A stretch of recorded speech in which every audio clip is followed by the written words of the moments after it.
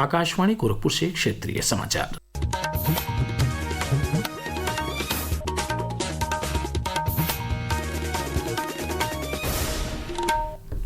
नमस्कार। समाचार बुलेटिन के साथ मैं वेद प्रकाश पाठक। भारत और फिजी ने स्वास्थ्य एवं मानकीकरण, क्षमता निर्माण तथा कई बड़ी परियोजनाओं के संबंध में 7 समझौता ज्ञापनों का आदान प्रदान किया है। प्रधानमंत्री नरेंद्र मोदी ने आज नई दिल्ली के हैदराबाद हाउस में फिजी के प्रधानमंत्री सितिवेनी राबुका के साथ शिष्टमंडल स्तर की वार्ता की। इसके बाद उन्होंने संवाददाता सम्मेलन को संबोधित करते हुए कहा कि दोनों देशों के बीच आपसी संबंधों में एक नया अध्याय जोड़ा जा रहा है। भारत और फिजी के बीच आत्मीयता का गहरा नाता है। 19वीं सदी में भारत से गए 60,000 से अधिक गिरमिटिया भाई बहनों ने अपने परिश्रम और पसीने से फिजी की समृद्धि में योगदान दिया है। फिजी की रामायण मंडली की परंपरा इसी का जीवंत प्रमाण है। प्रधानमंत्री ने आतंकवाद के खिलाफ भारत की लड़ाई में सहयोग और समर्थन के लिए फिजी सरकार का आभार जताया। उन्होंने घोषणा की कि फिजी यूनिवर्सिटी में हिंदी और संस्कृत पढ़ाने के लिए भारतीय शिक्षक भेजा जाएगा। वहीं फिजी के पंडित भी भारत आकर प्रशिक्षण लेंगे। गृह मंत्री अमित शाह ने 130वें संविधान संशोधन विधेयक का विरोध करने के लिए विपक्षी दलों की आलोचना की है। एक समाचार एजेंसी को दिए साक्षात्कार में उन्होंने आरोप लगाया कि विपक्षी नेता जेल में रहते हुए भी सरकार बनाने और चलाने की कोशिश कर रहे हैं। गृह मंत्री ने कहा कि प्रधानमंत्री नरेंद्र मोदी ने ही इस विधेयक के तहत प्रधानमंत्री पद को लाने पर जोर दिया था।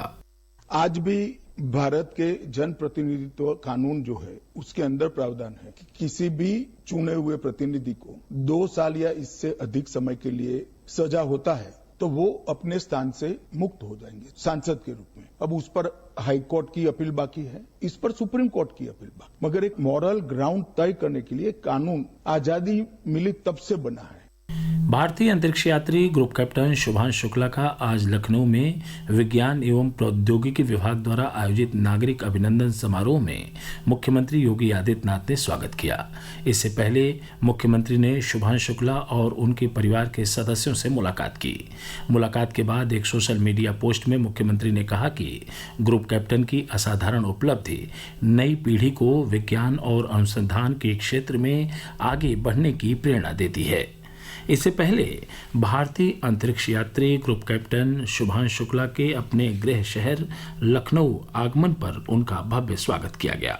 प्रदेश के उप मुख्यमंत्री ब्रजेश पाठक, लखनऊ नगर निगम की महापौर सुषमा खरकवाल और स्कूली बच्चों ने लखनऊ के चौधरी चरण सिंह हवाई अड्डे पर सुबह उनका स्वागत किया। इसके बाद ग्रुप कैप्टन शुभांशु शुक्ला ने अपने माता पिता, पत्नी और महापौर के साथ विक्ट्री परेड निकाली। इस परेड का कई स्थानों पर लोगों ने गर्मजोशी से अभिनंदन किया। वह अपने विद्यालय सिटी मॉन्टेसरी स्कूल भी पहुंचे, जहां स्कूली छात्र छात्राओं और उपस्थित जनसमूह ने उनका स्वागत किया।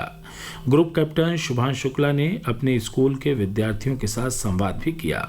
उन्होंने मीडिया से बातचीत में कहा कि अंतरिक्ष से भारत बहुत सुंदर दिखता है। प्रधानमंत्री नरेंद्र मोदी से मुलाकात के दौरान अंतरिक्ष से लिए गए भारत के दृश्य उन्होंने उन्हें दिखाया था।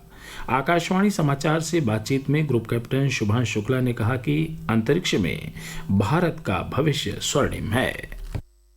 मुझे लगता है कि बहुत गोल्डन पीरियड है और आगे आने वाले सालों में आप कई सारे सक्सेसफुल मिशन देखेंगे जब भारत की धरती से भारत के लॉन्च व्हीकल पे, भारत के कैप्सूल पे कोई भारतीय ऊपर स्पेस जाएगा। शुभांशु शुक्ला हाल ही में एक्सियोम 4 मिशन पूरा कर भारत लौटे हैं। वह अंतर्राष्ट्रीय अंतरिक्ष स्टेशन पर पहुंचने वाले देश के पहले अंतरिक्ष यात्री हैं। मिशन के दौरान उन्होंने 60 से ज्यादा वैज्ञानिक प्रयोग किए। राज्यपाल आनंदीबेन पटेल ने आज पंडित दीनदयाल उपाध्याय गोरखपुर विश्वविद्यालय के 44वें दीक्षांत समारोह की अध्यक्षता की। इस दौरान उन्होंने 161 प्रतिभाशाली विद्यार्थियों को मेडल प्रदान किया। उन्होंने 301 विद्यार्थियों को पीएचडी की उपाधि दी। राज्यपाल ने इस अवसर पर लगी प्रदर्शनी का भी अवलोकन किया। प्रदेश के बुलंदशहर जिले में कल देर रात हुए सड़क हादसे में 9 लोगों की मौत हो गई, जबकि 45 लोग घायल हैं। यह हादसा राष्ट्रीय राजमार्ग संख्या 34 पर घटाल गांव के पास उस समय हुआ जब एक कंटेनर ने ट्रैक्टर को टक्कर मार दी। ट्रैक्टर टाली सवार गोगा जी के यह सभी श्रद्धालु कासगंज जिले से राजस्थान स्थित गोगा मेली जा रहे थे।